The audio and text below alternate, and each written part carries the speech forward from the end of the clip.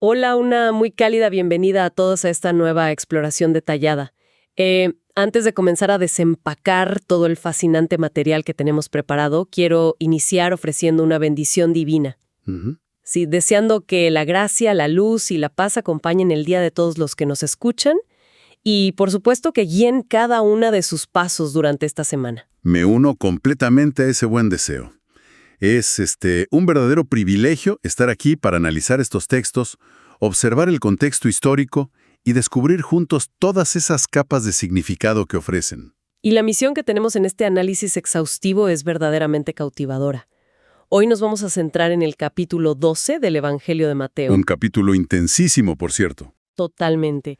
Y para asegurarnos de no quedarnos solo en la superficie del texto, hemos traído las notas y la erudición de dos fuentes sumamente prestigiosas, la Biblia de Estudio Holman y la Biblia de Estudio Nueva Almeida Actualizada. Dos recursos fantásticos para esto. Así es.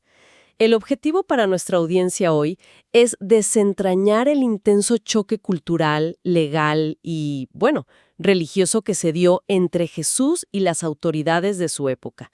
Queremos revelar ese contexto histórico exacto que casi siempre se pierde en una lectura rápida. Es un enfoque muy necesario, porque lo que a menudo se lee como una simple serie de discusiones teológicas, en realidad representa un sismo tectónico en la forma en que se entendía la religión, o sea, la ley y la relación con Dios en el primer siglo. Claro. El capítulo 12 de Mateo es, en muchos sentidos, el punto de quiebre estructural. Es ese momento donde la tensión pasa de ser una sospecha silenciosa a una confrontación pública y súper directa. Y para entender esa magnitud, la primera escena que nos presentan las notas de estudio ocurre en un campo de trigo. Todo esto durante el día de reposo, el Sabbat. Ajá, el día sagrado. Exacto. Los discípulos de Jesús tienen hambre, así que mientras caminan empiezan a arrancar algunas espigas, las frotan en sus manos y se comen el grano. Y bueno, la reacción de los fariseos es de indignación absoluta. Los acusan de hacer lo que no es lícito. Así es. Y para el lector moderno, esto parece una exageración desmedida por un simple bocadillo. Sin embargo, fíjate que revisando el material de nuestras fuentes, encontré que en el primer siglo el concepto de trabajo estaba milimétricamente definido. Ujú, no era una sugerencia general. Para nada. Los rabinos, buscando proteger la ley de Dios, habían creado una especie de cerca alrededor de ella. Según la Mishnah, específicamente en el tratado Shabbat 7.2, se había dividido el trabajo prohibido en exactamente 39 categorías. 39. Esa es la clave para entender el conflicto aquí. No era simplemente una directriz general de descansar y ya. Al arrancar las espigas del campo, los discípulos no estaban robando. Claro, la ley del Antiguo Testamento permitía tomar un poco de la cosecha del vecino para saciar el hambre inmediata. Exactamente. El problema radicaba en el proceso físico. Según la interpretación estricta de esas 39 categorías rabínicas, al arrancar la espiga estaban incurriendo en la acción de cosechar, Cosechar, claro. y al frotarla entre sus manos para separar el grano, estaban trillando. Trillando. Y finalmente, al soplar la cáscara para que el viento se la llevara, estaban aventando. ¡Qué locura! Es una visión de la ley llevada al extremo microscópico. O sea, técnicamente, los discípulos estaban realizando 3 procesos agrícolas distintos en un solo. En un solo movimiento, sí. Eso explica por qué los fariseos sentían que estaban presenciando una violación sistemática de la ley. Y la defensa de Jesús es fascinante, porque no entra a debatir los detalles de esas 39 categorías. No se pone a discutir jurisprudencia rabínica. Para nada. En cambio, las notas de estudio resaltan que él apela a la historia del rey David comiendo los panes de la proposición. Una historia poderosísima. Sí. Estos eran 12 panes sagrados que representaban a las 12 tribus de Israel. Se horneaban frescos cada semana y por mandato ceremonial estricto, debían ser consumidos exclusivamente por los sacerdotes en el tabernáculo. Y al citar ese evento histórico, Jesús está estableciendo un precedente teológico profundo.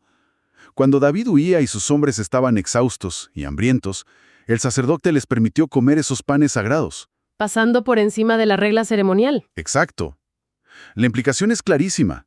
La necesidad humana básica, el hambre y la preservación de la vida, tiene prioridad absoluta sobre la regulación ceremonial estricta. ¡Wow! La ley de Dios fue diseñada para servir, para proteger y bendecir a su pueblo, no para convertirse en una estructura opresiva que priva al ser humano de sus necesidades más básicas. Y esa lección se pone a prueba de inmediato, porque la escena cambia de los campos de trigo a una sinagoga. Y todavía estamos en el mismo día de reposo. El mismo día, sí. Allí se encuentra un hombre con una mano atrofiada. Y las autoridades están observando a Jesús detenidamente. La tendencia general hoy en día sería asumir que cualquier acto de sanidad es bienvenido sin importar el día, ¿verdad? Lógico, es una sanidad. Pero de nuevo, el contexto histórico es vital. Revisando las notas de estudio, me pareció muy revelador descubrir que el Tratado Rabínico Yoma 8.6 estipulaba reglas médicas muy precisas para el sábado. Así es. Esa norma específica establecía que solo se permitía intervenir médicamente en un día de reposo si una vida humana estaba en peligro inminente y letal. O sea, vida o muerte. Literalmente. Si alguien sufría un infarto o un accidente gravísimo, la asistencia era lícita. Pero tratar una condición crónica como una mano marchita o incluso inmovilizar un hueso fracturado era considerado un trabajo médico innecesario en el día sagrado. Y por lo tanto, ilegal. Ilegal.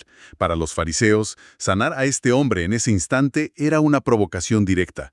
Desde su perspectiva, el paciente podía esperar al día siguiente. El contraste es muy revelador cuando Jesús responde a esta mentalidad con esa frase tan conocida de misericordia quiero y no sacrificio. Procede a sanar al hombre y se declara a sí mismo Señor del día de reposo. Una declaración de autoridad total. Sí. Y basándonos en nuestras fuentes, queda claro que él no está descartando la institución del sábado, ni anulando el cuarto mandamiento. Al usar el título de Señor del sábado, reclama una autoridad divina sobre el día, reorientándolo hacia su propósito original. Que se había perdido por completo. Exacto. El sábado fue instituido para la adoración, para la restauración humana y para los actos de bondad. Es una redefinición completa del paradigma religioso de la época. Imagínate pasar de un sistema centrado en el control y la observancia estricta a un sistema enraizado en la compasión y la misericordia. Inconcebible para ellos. Naturalmente resulta intolerable para la élite religiosa. El texto señala que salen de la sinagoga y comienzan a conspirar activamente para destruirlo. Esta hostilidad abierta marca un punto de no retorno. Y frente a esa amenaza de muerte, la reacción de Jesús es estratégicamente muy interesante. En lugar de organizar una resistencia pública o armar un alboroto, las Escrituras relatan que él se retira tranquilamente de la zona. Se aparta del conflicto directo. Sí, y le pide a la multitud que lo sigue que no hagan pública su ubicación ni sus milagros. Las Biblias de estudio conectan esta retirada de bajo perfil directamente con una profecía del Antiguo Testamento, específicamente Isaías, capítulo 42, que describe al siervo escogido. Mateo utiliza esa profecía de Isaías para proporcionar un marco interpretativo de las acciones de Jesús. Este siervo escogido se caracteriza por su humildad y su naturaleza no violenta. Nada que ver con un guerrero. Exacto. El texto dice que no alzará su voz en las calles y que no quebrará la caña cascada ni apagará el pabilo que humea. Es una imagen de extrema delicadeza hacia los más vulnerables. Lo cual supone una decepción inmensa para las expectativas populares del primer siglo. La esperanza generalizada era la llegada de un Mesías de corte militar, una figura al estilo del rey David o los macabeos que expulsaría al imperio romano mediante la fuerza y la conquista. Buscaban un líder político-militar. Así es. Sin embargo, la figura que emerge de las páginas es la de un siervo guiado por el Espíritu que trae justicia a través de la compasión, sanando en lugar de destruir. Esa es la gran ironía del ministerio de Jesús. Quienes esperaban a un conquistador terrenal no supieron reconocer a un redentor espiritual.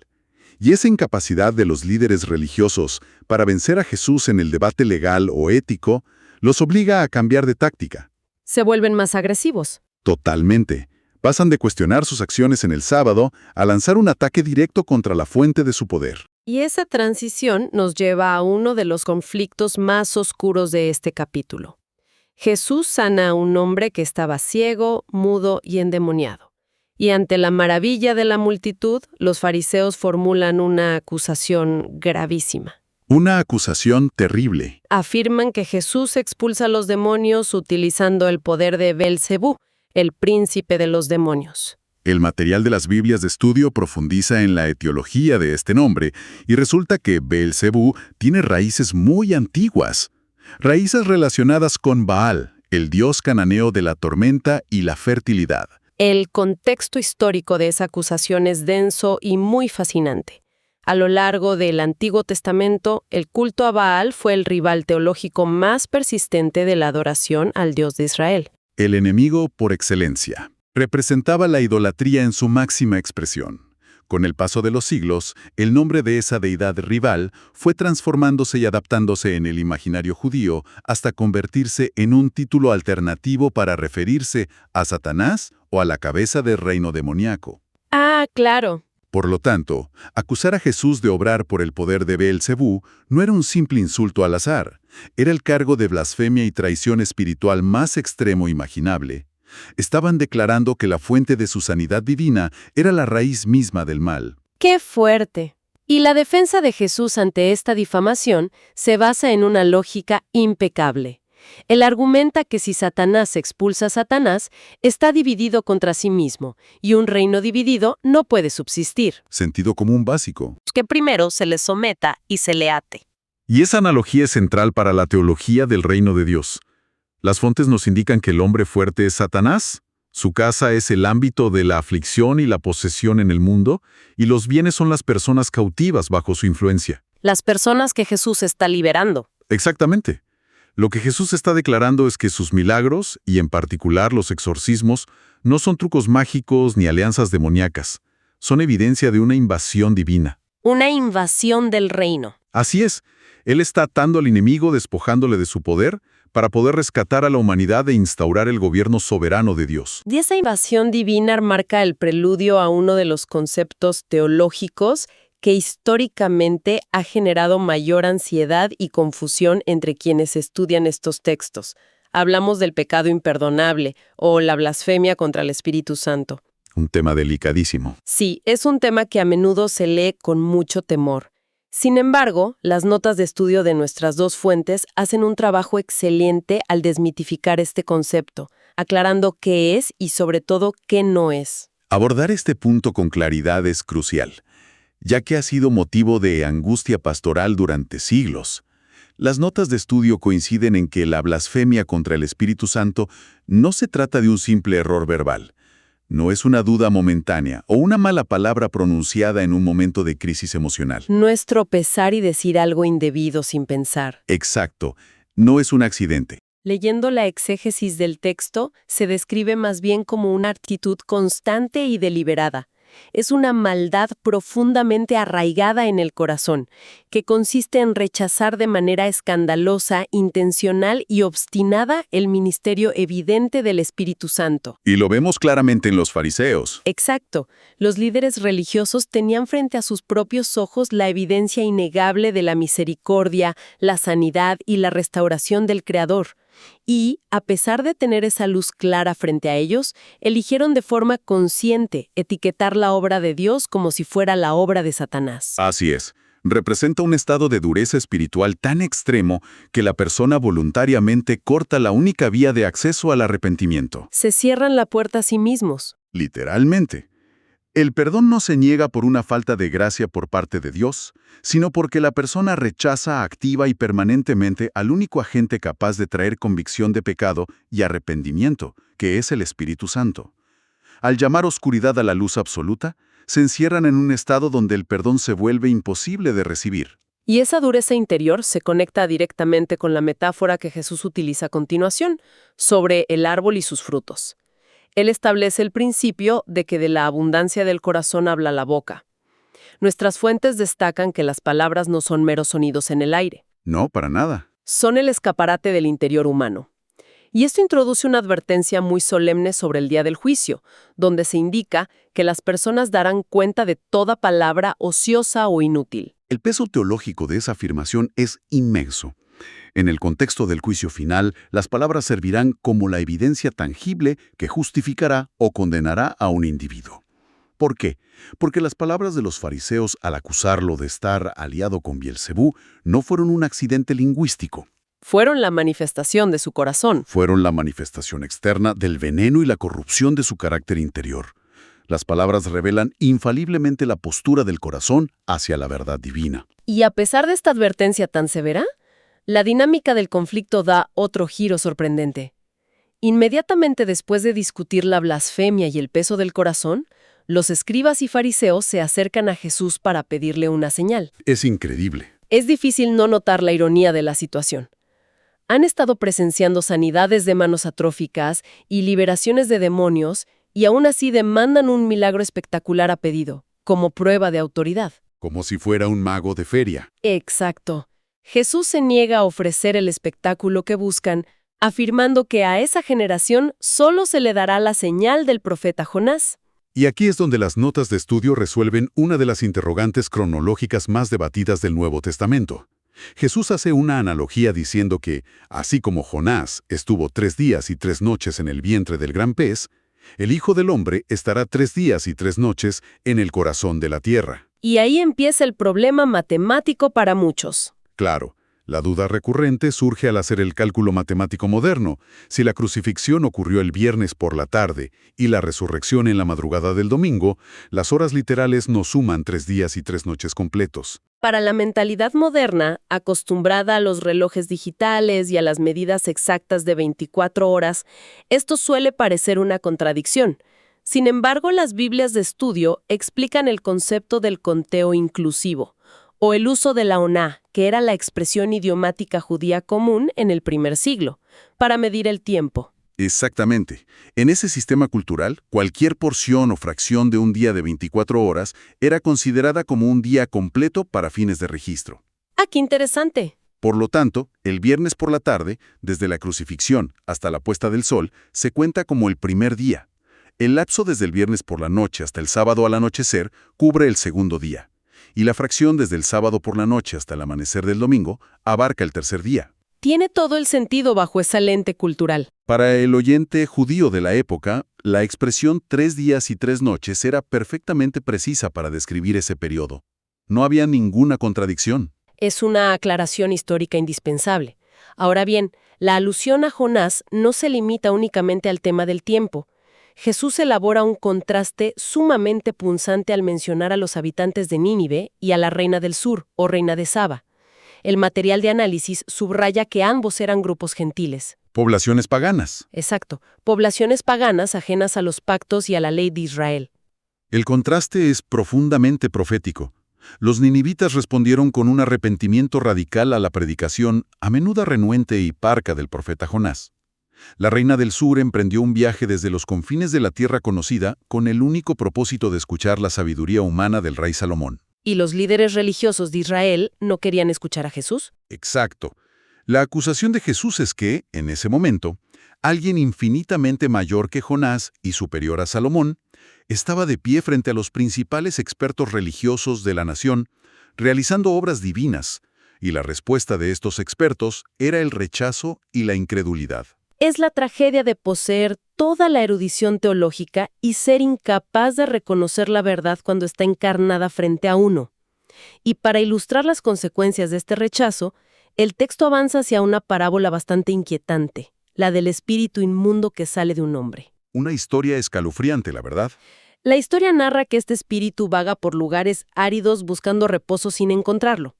Las notas de estudio contextualizan que, en el imaginario de la época, los desiertos y las zonas desoladas estaban íntimamente asociados con la actividad demoníaca y el caos. Es un detalle cultural clave. Al no encontrar descanso en la aridez, el espíritu decide volver a su casa, refiriéndose a la persona de la cual fue expulsado. Y al regresar encuentra la morada desocupada, barrida y adornada. Limpia pero vacía. Ese es el problema. El resultado es devastador. El espíritu va y trae consigo a otros 7 espíritus peores, de modo que el estado final de ese individuo es mucho peor que su condición original. Lo interesante aquí es la interpretación que proporcionan nuestras fuentes. No se trata simplemente de una advertencia clínica sobre la posesión. Se trata de una metáfora a nivel macro, dirigida a la generación perversa de aquel entonces, a la nación de Israel. Es una lectura corporativa. Exacto. Históricamente, después del exilio en Babilonia, la nación había sido barrida y adornada, limpiándose de la idolatría flagrante del Antiguo Testamento y estableciendo un rigorismo legal a través de grupos como los fariseos. Pero ese es el núcleo de la tragedia que Jesús señala.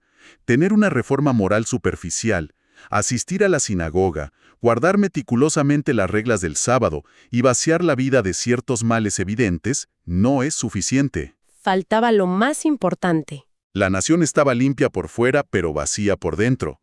Si ese espacio moralmente barrido no es ocupado por la presencia, el gobierno y la transformación que trae el Mesías, queda completamente vulnerable. El juicio inminente por rechazar al Hijo de Dios resultaría en un estado espiritual mucho más oscuro que el de sus antepasados. El concepto de que la neutralidad espiritual es imposible resulta sumamente retador. Y para cerrar todo este arco narrativo de confrontaciones y advertencias, el capítulo concluye con una escena que redefine las estructuras sociales. Un cambio de paradigma final. Así es. Mientras Jesús está hablando, alguien lo interrumpe para avisarle que su madre y sus hermanos están afuera, intentando hablar con él. En la sociedad del primer siglo, donde la identidad y la lealtad estaban fundamentadas casi exclusivamente en el grupo de parentesco, es fácil suponer que Jesús detendría su discurso de inmediato para atender a su familia biológica. Esa sería la expectativa cultural indiscutible de cualquier persona allí presente. Sin embargo, su respuesta rompe ese paradigma. Extiende la mano hacia sus discípulos y declara: «Estos son mi madre y mis hermanos». Es fundamental aclarar, como hacen las Biblias de estudio, que esto no constituye un desprecio a sus parientes biológicos. Claro que no. El mandato de honrar a padre y madre seguía siendo un pilar de la ética bíblica. Lo que Jesús está haciendo es promulgar una nueva jerarquía de lealtades para la era del reino de Dios. Básicamente, está redefiniendo los límites de la familia.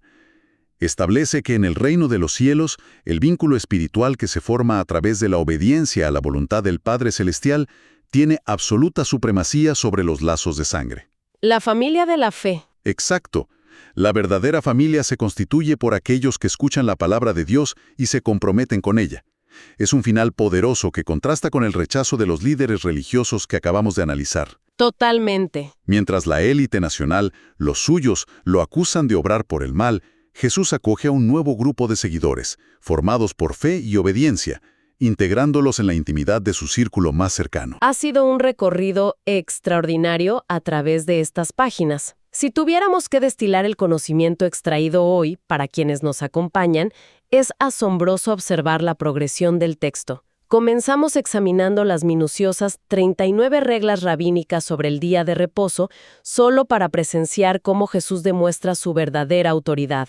Y no como un dictador legalista. Exacto, sino asumiendo el rol del siervo compasivo profetizado por Isaías. El hilo conductor de todo este análisis es que el Creador valora inmensamente la misericordia, el bienestar de la persona y una transformación genuina del corazón, muy por encima de la rigidez ritual y las apariencias de piedad. Es una excelente síntesis del choque ideológico de todo el capítulo. Y para dejar a la audiencia con una idea que conecte este antiguo texto con la complejidad del presente, me gustaría retomar la parábola de la casa barrida y adornada, pero vacía. Me parece perfecto. En la cultura contemporánea hay un énfasis enorme en limpiar nuestras vidas. Se promueven las desintoxicaciones tecnológicas, la eliminación de hábitos perjudiciales, el alejamiento de influencias tóxicas y el constante esfuerzo por vaciar la mente del estrés y la negatividad. Todo eso está muy de moda hoy en día. Y todas esas acciones de limpieza son valiosas. Son el equivalente a barrer y ordenar la casa, pero el texto advierte sobre el peligro de quedarse únicamente en ese paso. Dejarla vacía. Exactamente. Ese es el pensamiento provocativo que dejamos para la reflexión personal. Si nos esforzamos por eliminar lo nocivo de nuestra rutina, pero no somos intencionales en llenar ese nuevo espacio con un propósito sólido, con una búsqueda activa de la verdad o con hábitos inherentemente constructivos, el vacío se vuelve un riesgo. Un riesgo muy real. La advertencia es clara. El vacío invita al caos a regresar, muchas veces disfrazado de nuevas distracciones, cinismo o ansiedades peores. La pregunta que cada uno debe hacerse es: ¿con qué estamos llenando conscientemente los espacios que con tanto esfuerzo logramos limpiar en nuestra mente y en nuestro corazón? Es una reflexión profunda y súper necesaria para llevarnos durante estos días. El vacío nunca permanece vacío por mucho tiempo. Siempre demanda ser ocupado. Ha sido un verdadero placer sumergirnos en este material tan rico, analizando la historia, la teología y las implicaciones prácticas que, como vemos, siguen muy vigentes. Un gusto compartir este análisis profundo. Agradecemos infinitamente su compañía a lo largo de este estudio. Y para despedirnos de este tiempo compartido, lo hacemos recordando que Dios bendice a todos los oyentes. Hasta la próxima exploración.